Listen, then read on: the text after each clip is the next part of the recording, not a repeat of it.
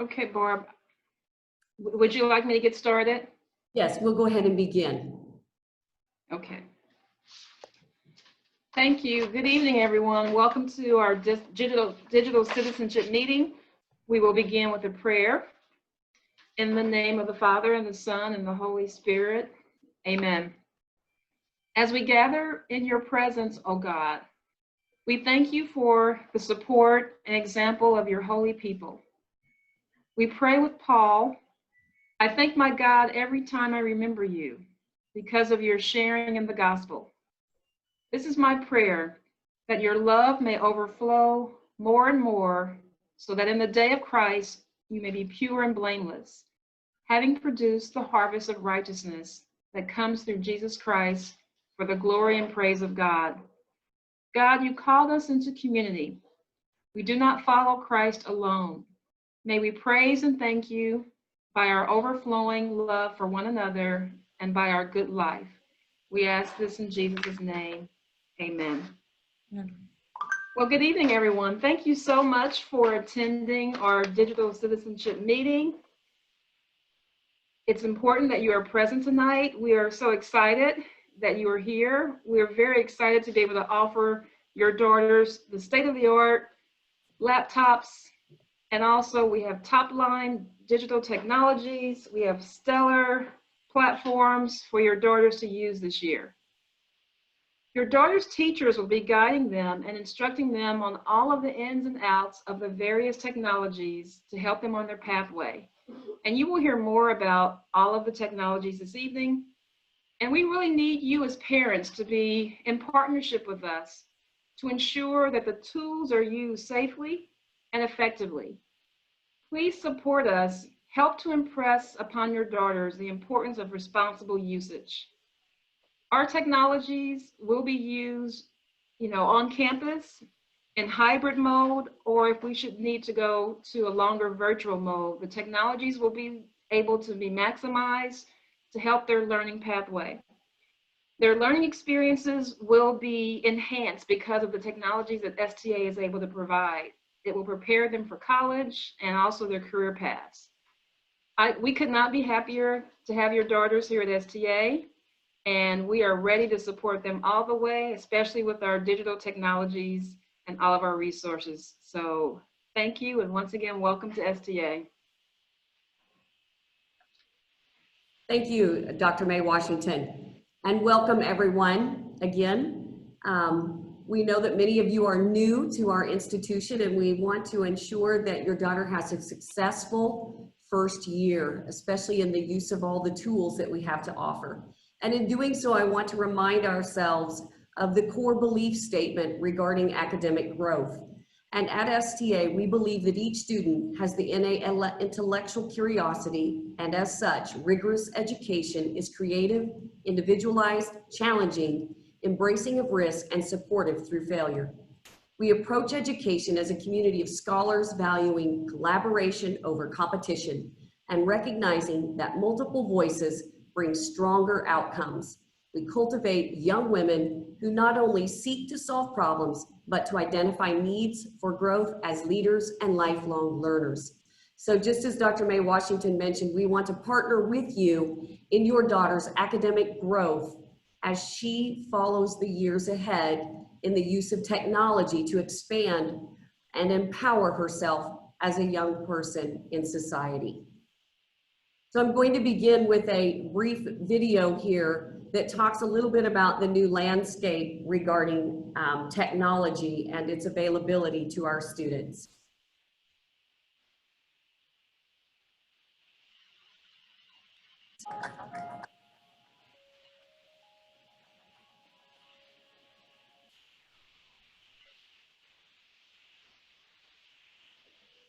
There's an old quote: the more things change, the more they stay the same. A French journalist said that way back in the 1800s. But for many of us, technology has changed daily life and filled it with so many buzzes and chirps and swooshes that the world looks and feels completely different from when we all grew up. But despite all of these advances, the basics of growing up are pretty much the same. Think about it. You used to have marathon phone calls. Now your kids are texting nonstop. You used to spend hours obsessing over the perfect mixtape. Now your kids are creating these crazy video mashups. You cut pictures from magazines to make collages. Now they just pin their favorite styles to boards online. And while you had your ways to keep notes secret, kids today have other ways to make messages disappear. Whether then or now, all kids, especially adolescents, need to assert their independence and explore their own sense of identity as part of their childhood development. Naturally, this often involves risk-taking and looking for peer validation. As parents, though, it's always tough to see our kids ignoring consequences or putting so much of their value onto their peers' feedback.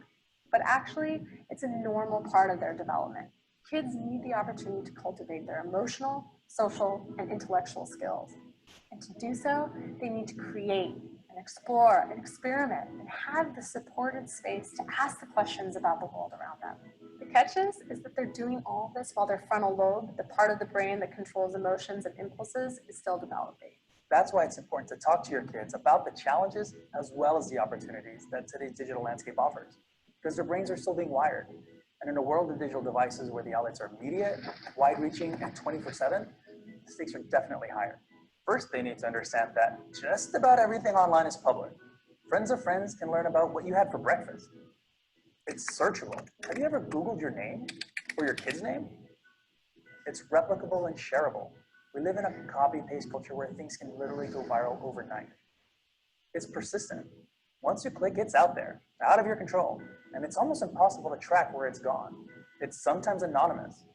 While anonymity does allow for healthy exploration, it also can lead to what's called the disinhibition effect, meaning that kids might say or do something that they wouldn't necessarily do offline. And they need to understand that every post, share, or comment creates what we call a digital footprint, which can impact their reputation tomorrow or further down the road. Despite the various pitfalls, the digital world does have great potential for creativity, learning, and social growth. It's an amazing resource that allows for access to information around the clock, learning that can happen anywhere at any time and be personalized or customized, connections and communities that can be made beyond walls and borders. With the world literally at our kids' fingertips, one of parents' biggest tasks now is setting appropriate guidelines and support systems for this new landscape, because missteps are going to happen. It's just a part of growing up. The best way to figure out your family's digital lives is by asking questions, staying informed, and exploring this new landscape yourself. Better yet, invite your kids to explore it with you. And if you need a little help figuring it all out, we're here for you.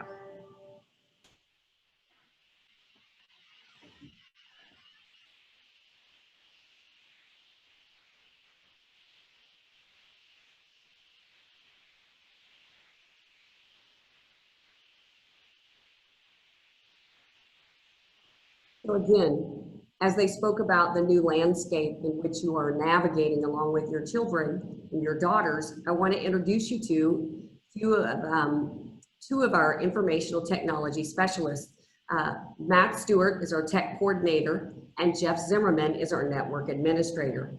Both of these men work on our campus and help our girls in the developing of their skill sets in utilizing troubleshooting and just learning technological uses for the devices that they are given. They also help us maintain all of our technology. Some of those software products that we have implemented to ensure, I'm not sure what happened there, to ensure that our students have safety protocols in place. Untangle is a firewall that we use while we're on campus, and it is used to mitigate malware, viruses, hacking, rogue applications, and network intrusions. We also use two Lightspeed products. One's called Relay. It's a filtering service that we use on every school-issued device, and it works on and off campus to protect our students from inappropriate content. And then Lightspeed Protect monitors students' online activity. It flags potentially harmful behavior. And again, you can see that we can get access to several data charts and analytics that help us ensuring that our students are having a safe learning online experience. BART is another program that we recently have begun using, which uses algorithms to watch and monitor for cyberbullying, violence, drug, alcohol related content, depression, self-harm, or suicidal content.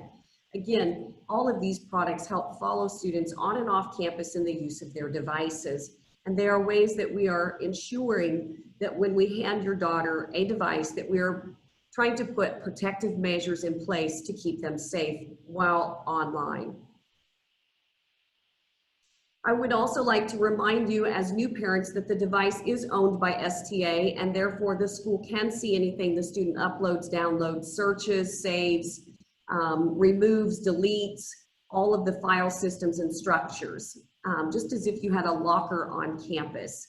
Teachers are also able to see what students have on their screens virtually, and they actually have some controls within them that will allow them to close out websites, etc., if they're off task.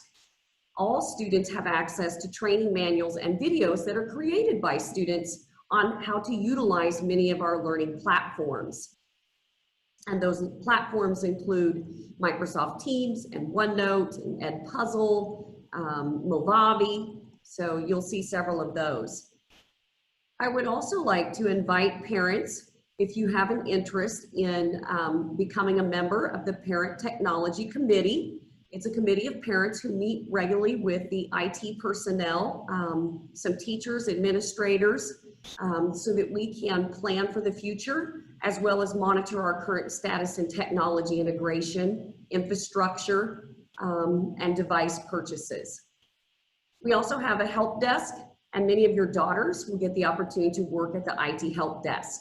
It's located in Fahey Learning Center, and it's staffed all day long, and oftentimes before school, after school. And during the COVID pandemic, we would ask students to make appointments to visit the help desk versus them being able to just move around campus and not know where they are at the moment. So those are some freedoms and privileges that we've had to kind of retract in order to maintain social distancing and contact tracing. But the help desk is available. You can call it, you can email it. Students can make appointments and bring their devices by for support, whether that's a hardware or a software issue. We also have a student pilot program in which our IT department continues to recruit students when we are in the years of looking at what will be the next device. Recently, the devices that just were received launched in January, right before we left for spring break. We had delivered and distributed all new devices to students. Normally, that does not happen until in the summer months. However, we had an adjustment in the contract and we were able to deliver those devices early. And aren't we lucky? Because then the pandemic came and our girls really needed those new devices at home while they were doing virtual learning. So again, we love to have students involved in the selection process of what devices and programs and software and applications will really meet their needs. I know a lot of students gave survey feedback in the spring semester about the different software programs, and we were thankful for their feedback and recently eliminated Unified Classroom and have moved totally over to Microsoft Teams as well as OneNote. Courses and curriculum that really help our girls grow and develop their technological skills. We have a computer programming course. We have a Dell certification program because the machines that all of the girls were issued are Dell. And so we offer a course in which students can become Dell certified in that troubleshooting facet of IT.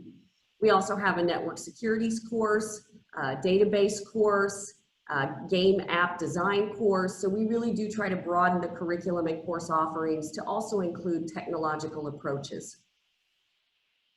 I'm now going to turn it over to Amanda Whitcomb and I believe Robert Wynn. The two of you are welcome to proceed with this. And then we also have the video ready to go at any time that you're ready to play it.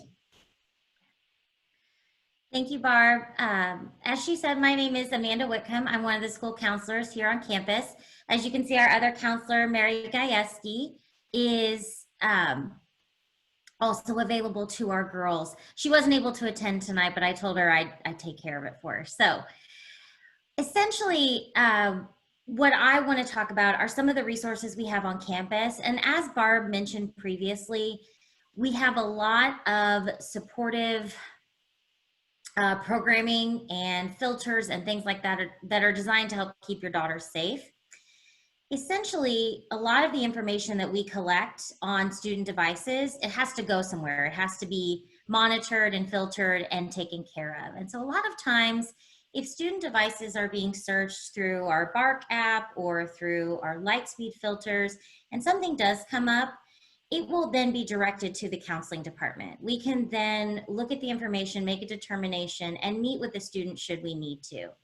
A lot of times, for example, I'll use the Bark software. The Bark software can monitor student emails through Gmail and their Google Drive to look and see what are students doing. Is there any concerning content? Maybe a student is doing a project about depression or suicide awareness. That information may come up on their Google Drive. We're then able to determine, are they doing research, or do we need to check in with this kid? Is there something going on that we want to make sure that they're safe and that they're okay? The other thing that I know Robert's going to talk to you a little bit more about is our StopIt app. And our StopIt app is an anonymous way for students to report any concerns that they see on campus. A lot of times coming forward when it comes to bullying behaviors, when it comes to cyberbullying or concerns about a friend, sometimes it's hard to come and talk to somebody in person. This allows them to have an anonymous way to report that information and give the administration a chance to look at what they're presenting, talk with them about what's going on, and then we can address it as needed. So the StopIt app is great for a lot of different reasons in that it gives students a way to be anonymous. So I'm gonna hand that over to Robert to talk a little bit more about the StopIt app, but what I wanna say about counseling services is, yes, we're here to monitor the activity of students. We wanna make sure that they're safe. But first and foremost, we are a resource for your students. So please know that the counseling department is available to meet with girls one-on-one in small group settings. We can do a lot of things virtually that we could do before. So we're just getting creative with our services. We have all kinds of programming on campus, including a yoga nidra program. We have a group counseling program. Moxa comes on our campus and talks with our girls about healthy relationships. So there's a lot of different things that we try to do to be a resource point for your girls. We are available to meet with students during the day during free periods, sometimes if they want to come in before school, after school. So just know that we are available. But I'm going to hand it over to Robert so that he can talk about StopIt, and then we can play the video once that's done. Thank you, Amanda. My name is Robert Wynn, security director here on campus, and I had a long career with law enforcement for 28 years prior to coming to this position, so I had a unique perspective on social media and the proliferation of social media in the world of law enforcement when I left, working in intelligence analysis, and I saw how easy it is for information to be researched in the open market, in the open source world out there. And that's kind of builds on the first video we saw with the digital footprint. And I wanted to, before I talk about StopIt, I wanted to kind of reinforce and build on that video a little bit and stress the importance of not only your daughter's social footprint that is created online by her, it's the many levels of friends that they attach themselves to and how easy it is to get pulled into a situation simply by being associated with a certain Snapchat group or situations like that. And next thing you know, you're involved in a situation because somebody else makes a poor decision. That's a lot to put on a girl's or student's shoulders. So again, we ask you to become as involved as possible and help them realize how far reaching a social footprint can reach, digital footprint rather, and then how long it stays with them. There's other information, I believe, on the college counselors and how this, how far reaching it is. The StopIt solution application we put in place last year, as we found a need for not only the girls to have an outlet to express things anonymously, but we wanted to bring it to their phones, which are, as you all are aware, attached to them at all times. So bringing those two together, we wanted to give a method for them to report things, as Amanda said, should they feel it is important. And although a face-to-face conversation is always best, this has come into play. And what happens is they go online and they download the StopIt application at either the Google Play or the App Store or whatever is the appropriate place to get your applications on your phones, depending on your vendor. And then from there, we have a specific code for St. Teresa's that they plug in, and then they're literally good to go from that point on. And that's what creates the anonymity of it. We truly do not know who is sending it, but we do get the messages. There's a very robust app. You can attach images, you can attach videos, and it immediately goes to select personnel here on campus administrators. It is evaluated, we can respond, we can create a real-time conversation, and then we can pass it on to appropriate personnel, counseling, various principals, whatever is appropriate. So it is a great tool just to have in your back pocket if you need it.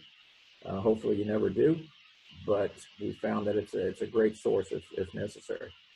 We got a short video here, and Barb, you want to let it go? It really talks more about it.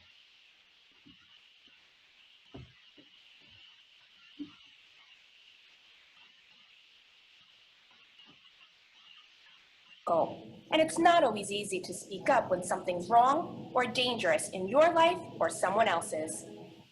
StopIt empowers you to help yourself and to help others. StopIt gives you a voice to do what's right, to deter troublesome behaviors like bullying, cyberbullying, and hazing, helping to make your school environment a safer and happier place to learn and grow. What is StopIt? StopIt is a simple, fast, and powerful app giving you the power to make a difference today. You can report anything. You can report issues like bullying, hazing, violence, and inappropriate behavior on and offline, virtually anything. Doing the right thing is as simple as one click on your phone, sending your report in real time to people that care and are ready to help. Make no mistake, StopIt is 100% anonymous. Period. End of story. How does it work? Once downloaded, open the app and enter the access code provided by your school. Now, go make a difference. If you experience or are a witness to something you would like to report, simply open the app, tap the report button where you can send a message, photo, screenshot, or video evidence to the people that can help. Hit send and feel great. Next, the people that can help will receive your alert. When necessary, someone can reach out to you with StopIt Messenger, 100% anonymous two-way chat. In some cases, you may want to reach out for help when times are tough. When you need someone to listen and to help, you can use StopIt Messenger. Let's start making a difference. Download the StopIt app. It's free.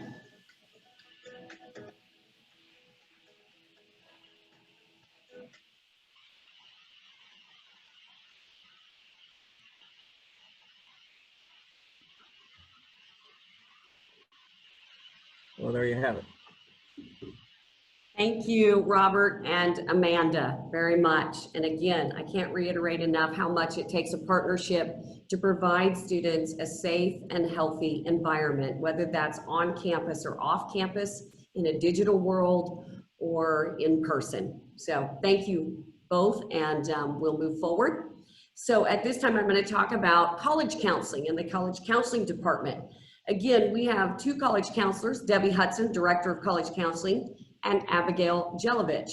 Both of them will be working with students once they are moving into their junior, senior year. But they also have a really important message they would like us to listen to. So I'm going to play a very brief video, and then I'm going to talk more about some of the elements in this video.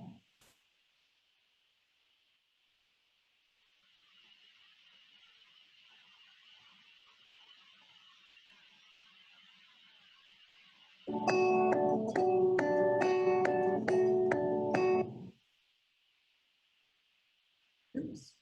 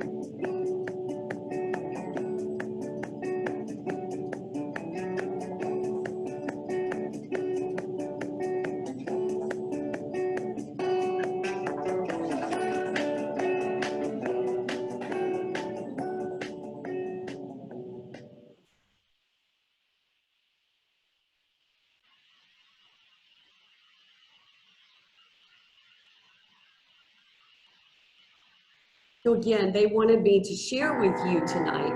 Oops, holy smoke. Let me stop that. Sorry about that. Get my sharing going. So again, they want to remind us that the digital footprint has great importance for admissions offices, coaches, and sorority recruitment. And I think the one thing we need to be mindful of, it starts now. It started way back when your daughter was given a phone or access to a computer and started social media building of who she is. So they also talk a little bit about digital branding and college admissions, and that they are not looking at social media to find a reason to reject students, but they use social media to learn more about the character, the interest of the student, or the community engagement the student has participated in. So just as we saw earlier, Google yourself, have your daughter Google herself. What's out there about her? Check all social media. You know, it's no longer just photos and words. We now have videos and tags and, you know, repostings, TikTok. There are so many different varieties. I also want students to know, and as your daughter's entering into St. Teresa's Academy, and we have access to a DART newspaper, both online and in print, the college admissions advises students that admissions offices can see that information, especially when it's in our online newspaper. They ask you to be careful about what you share about yourself and others. And when you're in the college process and your own admissions process is underway, do not comment on that or the college. I think one thing students often forget is, what's the message on your cell phone? Today, I just redid the message at my work phone because I had not updated it recently, but also your email. What's on your reply response signature? Also, is your personal email an appropriate word, or, you know, what kind of spelling or statement is your email making to people? So it's really important to look at those different messages you're giving people based on just the voicemail your answering machine is giving folks. So again, all else, look to be professional at all times during that process. Some other areas I want to share with you. I'm going to, again, talk a little bit about this acceptable use policy, which is out on the school website. All parents signed off on that when you enrolled your daughter back in March. I know that was a long time ago, but it is still out on the website for you to review. We also have the student parent handbook, which we recently pushed out an acknowledgement that parents needed to sign off on. And so if you haven't done that, make sure you look for that particular email or message in School Messenger. Again, updates were occurring to this handbook since March, and especially since we had to deal with the COVID pandemic and the reopening of STA, looking very different to some degree than it has in the past. And lastly, there is a page on our website called the One-to-One Laptop Program with several FAQ questions on the website. So at this time, I'm going to show you this brief video, and then I'm going to walk into some of these documents and show you where you can find them and what they have to offer you.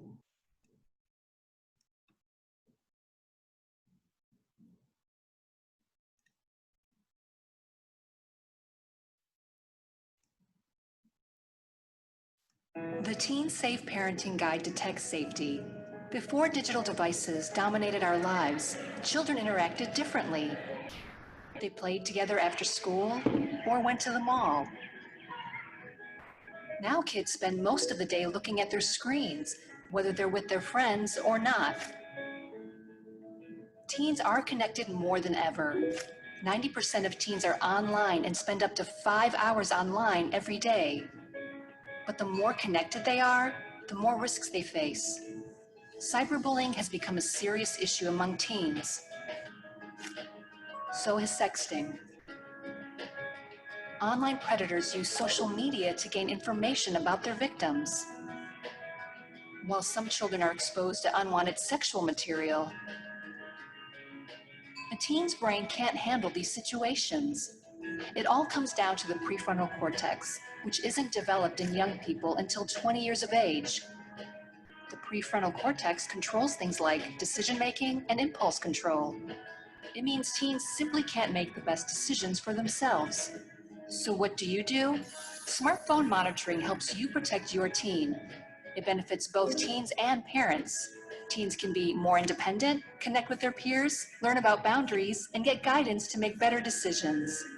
And parents can reach their child anytime, stay current with emerging tech, know when their child is in need, and protect them from outside influences.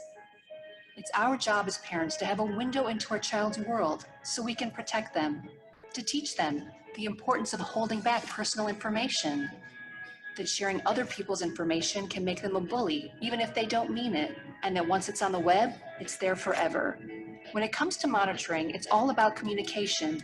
It's the foundation for keeping your teens safe. You need to learn their perspective and make yourself the person they come to when they're in need. You should also help them understand your perspective. You need to explain it's your job to keep them safe. Start by setting clear limits and boundaries. Create a smartphone agreement together with your teen so they feel like they have some control. Set boundaries up front, such as no phones in the bedroom, no phones overnight, phones stay in common areas, or no downloading apps without approval. Decide early on what the consequences will be for breaking the agreement. The most important thing, however, is to lead by example. You need to connect too. Give your kids your full attention.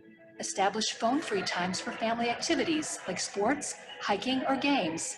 You want to draw the line, but not too far back. Denying your teen access to digital media cuts them off from their main social channel.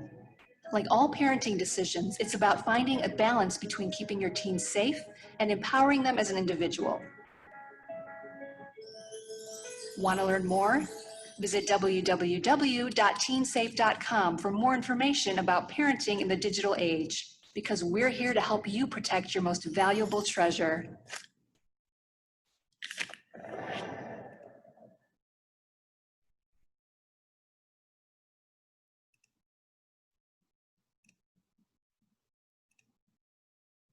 So again, I thought it was a great example of how to help guide parents through digital usage, especially at the teenage years.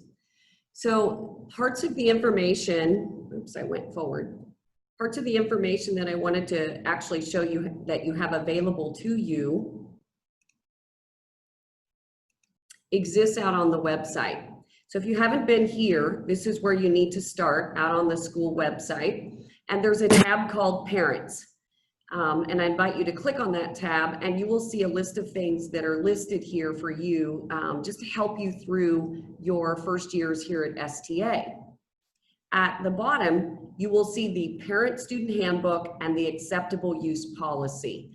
You will also see the laptop program. And all three of those will be areas that may provide you additional support. When you bring it up, this is the Acceptable Use Policy for 2020-21. It's available again on the website. I'm going to highlight some elements of this in the next few slides. This next document is your Parent-Student Handbook, which is available on the website as well. So you're welcome to scan through it. I think some of the easiest tool finders is using Control F and typing in words to help you locate the information you're looking for. Due to the fact we've had a pandemic, we have a lot of information regarding online norms, and I'm going to cover some of those details in the slides ahead. And then this is our one-to-one technology program. You can also access the AUP here, but it also has a list of FAQs in order to guide parents in the questions they might have. So I'm going to go back to the PowerPoint that we've provided and move forward and talk a little bit about online etiquette and norms. And if ever there's a time for us to discuss that, it is now, especially because a lot of our students are going to be involved in online learning, whether that's hybrid, virtual, or in any other circumstance.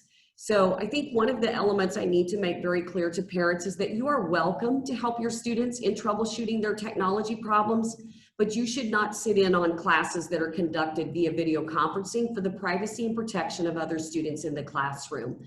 So it's fine if you're an earshot away, it's fine if you're in the same room, but we do want to be mindful that there are students and teachers at work in this classroom environment. And so anytime we're hosting a Microsoft Teams live or Zoom live class session, we would ask for parents to basically remove themselves, at least physically, from that viewing of that course. But you're welcome to be in the background. Respect others and their opinions and privacy. We want students to understand that you have to even go above the normal measures because you're in an online environment. And some of that looks like not multitasking, not being on your phone, not having your eyes darting around, but really being attentive into the focus of a camera. And I know that's difficult, but it's important to be focused. We do ask all students, and they've already been asked to bring their earbuds and headphones to school every day because some of the classroom learning environments will require teachers to use Microsoft Teams. The space is just too large for students to hear teachers, even when we use microphones, to hear teachers clearly through the mask. So we do have some classrooms planning to use Teams in order to project their voice as a teacher, as well as whatever the material is that they're trying to share with students. Definitely when we are at home learning, and we do have some students virtual, and your daughter might be, you never know if there's an exposure case or a positive case that might send students home. So they are asked to wear an STA attire. That means an STA spirit wear shirt, STA logo shirt that they've worn as a uniform. It's just something that has an STA manufactured product. We're not going to see if they have skirts on. We're just asking them to be dressed in an STA shirt attire for that particular virtual session. We do want students to be sure that, you know, they're aware of what's behind their camera, what is their camera looking into, and that they're not in high traffic areas. We also want no students in beds. It's fine to be in your bedroom. You might even have a desk or a chair or a table in there, and that's perfectly fine, but you need to be at it and working. This is a work time when we move into any type of virtual learning atmosphere with students. There's no eating unless it is a virtual lunch hour, and we will be doing some of those with students that are unable to come to campus. And then I want to be mindful, just as we tell our students that we want to make sure folks know that lessons are being recorded. So many of the teachers will be recording their lessons because they do have students that are off campus for a various number of reasons. And so those recordings then are shared on the OneNote and Microsoft Teams page for each course that the teacher teaches. I want to talk a little bit about plagiarism. We do a great deal of work in trying to educate young women, but you need to understand that what we call plagiarism is when any type of image, works, coding, data, you know, papers written, that the work is from others without attribution. So if you're not attributing it to someone else and citing it for borrowing their ideas, then you are plagiarizing. And this can include a whole list of things. And we've even, you know, we have teachers that have students creating websites or social media posts, or they're creating coding programs. You know, you have to cite and give credit where credit is due. There's also what we call misuse of sources. This is where students are careless or inadequately are citing ideas and words borrowed from other sources. So this is where we can see that a student is attempting to give credit, but they misuse the quotation marks or the citation format isn't correct. So there's some effort shown, and this means the student has not plagiarized, but they're making an effort. They just need more instruction on how to do it appropriately. How do we help your daughters understand how to avoid a plagiarism? Is through instruction. A lot of research and citation skills are taught at the freshman level, but also throughout the 4 years that students are here. We also use a software called turnitin.com, and it matches the text of your daughter's paper or whatever is submitted into Turnitin up against a database of student work. And really it doesn't give you back an answer that it's plagiarized. It tells you how much the work is original and how much of the work is coming from other sources. So it really opens the conversation between the student and the teacher to talk about You know, what part of the paper, what percentage of the paper is supposed to be original work. And then it also helps them come down and critically analyze the student's ability to be citing sources and how many sources are they really using in a paper. So it's important to know when students look at assignments that are given to them by their instructors, is the teacher looking for something more original, or are they asking you to have several sources? And if so, how many sources and how many citations of those sources? We also find that students will often not be clear on, is it okay to collaborate? Is this a project or paper I can work with others on? So when you're confused or your daughter's confused, you need to ask. She just needs to get clarification before she moves into collaborating with someone and then finds out that, no, you're supposed to have your original work. Also, we want students to really think and be cognizant about trusting others to use their material. So if I'm sharing my paper with you because you're not sure how to get started on your paper, I want to be sure you're not going to lift my paper and use it in your paper, because then I become part of the problem. I become someone that you are copying from. And then there's going to become this whole social breakdown between the two girls. So it's important that students understand, if your friend is sharing something with you so that you can come up with your own ideas, it's not a good idea to file, make a copy, change the name, and submit her work as yours. We also recommend students use OWL Purdue. It's a great website, as well as purchasing an MLA handbook, which is what we do ask students to use as their citation source. So I mentioned the acceptable use policy. Some folks will call it AUP, and there's just a few highlights I wanted to go over. One of them is photography and recording.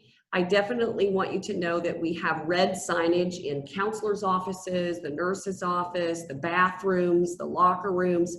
Absolutely no video or audio photography or recording is allowed in those safe spaces. However, if students are wanting to record or snap photos, we would ask that they get permission from the parties involved.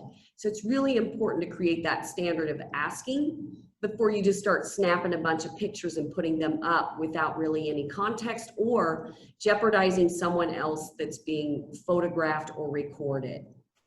We also talked about the monitoring and filtering in the network. I think it's important for girls to understand that comments can be misconstrued. Electronic text does not allow for people to have a good understanding of irony or sarcasm or even just harmless humor. So avoiding those when you're in chat rooms or you're in a dialogue box or you're even in a virtual live session. So also the false and defamatory information being posted about another student or about the school itself will definitely come back to be disciplined. The school wants to uphold the values and the mission of the Sisters of St. Joseph, and we are to love the dear neighbor, and this would be contrary to that. Social media, really important to help your daughter understand social media and the fact that to use St. Teresa's Academy confidential or proprietary information or any other person or the company would not be allowed. So before posting a teacher's picture, a staff member's picture, another student's picture, it would be important to have permission because those folks are employed at St. Teresa's Academy and they need to uphold a reputation. Citing or referencing other students, again, without their written approval is just inappropriate. Do ask for permission. Again, we're talking about always asking for permission, and then use your best judgment. You know, I think one time we talked to some students and we said, you know, if this is not something you could show your grandmother or read aloud to your grandmother, then you shouldn't be writing it or posting it or taking a picture of it. So we just try to help students understand, put it in perspective. But remember, they are often impulsive and their frontal cortex, their brain isn't quite developed as an adolescent in making good decisions. Also, online crime prevention for you, it would be helping your daughters understand keeping passwords private. Don't go around sharing your passwords. And if you think your password to any of your STA accounts has been jeopardized, a student just needs to come to the help desk and we will reassign. Students don't have the privilege of changing passwords to any of their STA accounts. They have to go through our IT department to do so. But also just using public Wi-Fi, downloading things, clicking on links. There's a lot of phishing going on in the email industry. And sometimes we get caught up in thinking that email is from someone we know when it's not. And then we click on it and we open some hazardous or virus material. Part 7, device care. Again, the device is the property of the academy, and we would ask your daughter to put it in the provided case, or if your daughter has a backpack with a padded sleeve for technology, that she place it in there each day or when traveling with it. She does need to charge her device nightly, bring it with her each day, that charger, just in case it runs short. And then also, just as this evening, we ask people to mute their devices, audio, so that while there's conversation being conducted, there isn't a lot of background noise. Do not intentionally destroy the integrity of the machine, do not install malicious programs or viruses or other disruptive mechanisms, do not alter the system files or network, do not seek or gain unauthorized access to the network. So for hacking or working on breaching security mechanisms, those would be all consequences. There would be consequences delivered for those measures. Each evening, your daughter should take her computer home. So if she's asking about that, she should never leave it in a locker, and she should never leave it in a car, especially for an extended period of time. But cars are the worst place for it to be stolen, and then that would be creating a theft situation. They are not to put stickers, paint, or markers or write up on the computer itself. If a student leaves STA, then their device, pen, charger, and case need to be returned within withdrawal. There's also some liability, warranty, and information about consequences and due process, all in the AUP as well as part of the student parent handbook. So I would suggest and recommend you taking a look at those. Again, I want to thank you for your time tonight. I did try to keep it under an hour, and I think we've made it. I will say that if you had any questions, you're welcome to go ahead and add them to the chat. I'll leave it online for a bit. I won't be responding tonight, but I will be glad to respond to those at a later time. This session was recorded, and it will be made available for anyone who was unable to attend. So again, thank you for coming tonight, and we enjoyed your daughters today, and we look forward to seeing them all tomorrow. God bless.